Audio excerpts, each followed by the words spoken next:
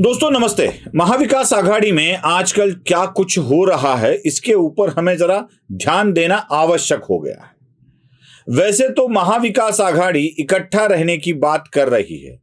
जब 2000 की नोट खत्म हो गई तो शायद वज्रमूठ भी अब ढीली होने लगी है। अब ये 2000 की नोट का और वज्रमूठ का क्या संबंध है? झाकली मूठ सव्वा लाखाची, ऐसी कहावत मराठी में है। मतलब बंद मुट्ठी लाख की, खुले तो खाक की, ऐसे भी बोला जाता है। अब ये बंद मुट्ठी लाख की थी और जब इसके अंदर की लाख वाली नोट ही निकाल दी तो बन जाती है खाक की।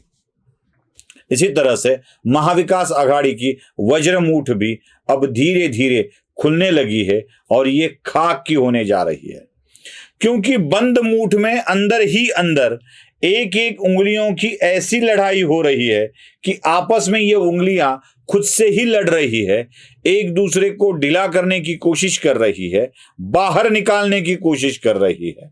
और बाहर जब एक एक उंगली निकलेगी तो इनमें विवाद तो होना ही है। महाविकास आघाड़ी के हर एक पार्टी में एक ऐसा अंतर्गत विवाद आपको देखने को मिलेगा। अब इसे हम समझ लेते हैं शरद पवार, इसे हम समझ लेते हैं उद्धव ठाकरे, इसको समझ लेते हैं नाना पटोले, इसको समझ लेते हैं प्रकाश अंबेडकर और इसको कोई अन्य।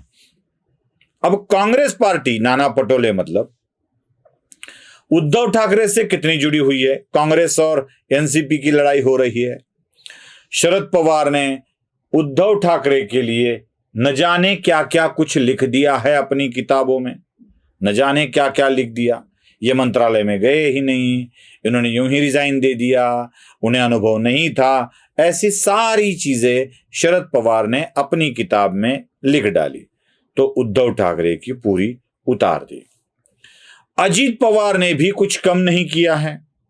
अजीत पवार ने संजय राउत के लिए क्या कुछ भला बुरा बोल दिया। अब एक अकेले अजीत पवार, एक अकेले शरद पवार नहीं थे, नाना पटोले ने भी बहुत कुछ बोल दिया।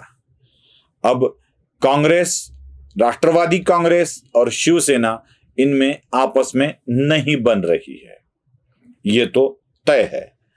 अब बचे प्रकाश उर्फ बाला साहब अंबेडकर, जो इनके साथ है शिवसेना के।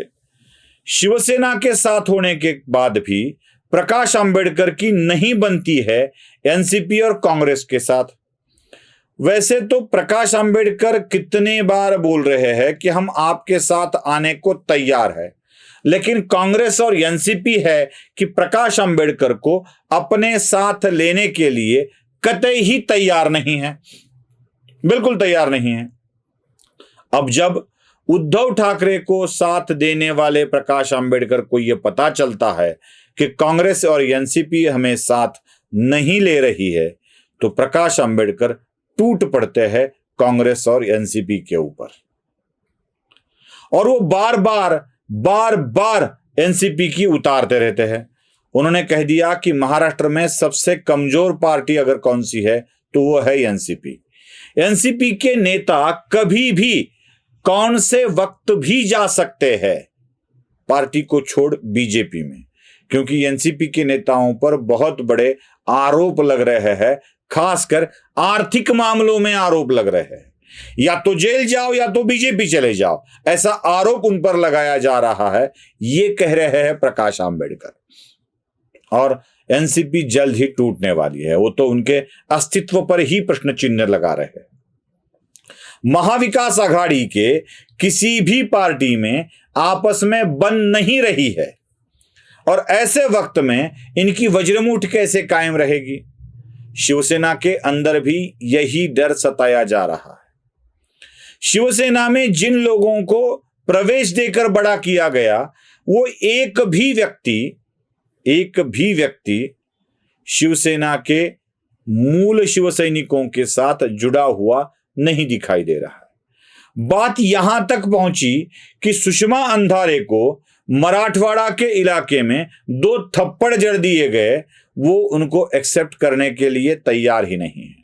जब सुषमा अंधारे खुद अब पार्टी का काम छोड़ अपने अपने काम में रुजू हो गई है।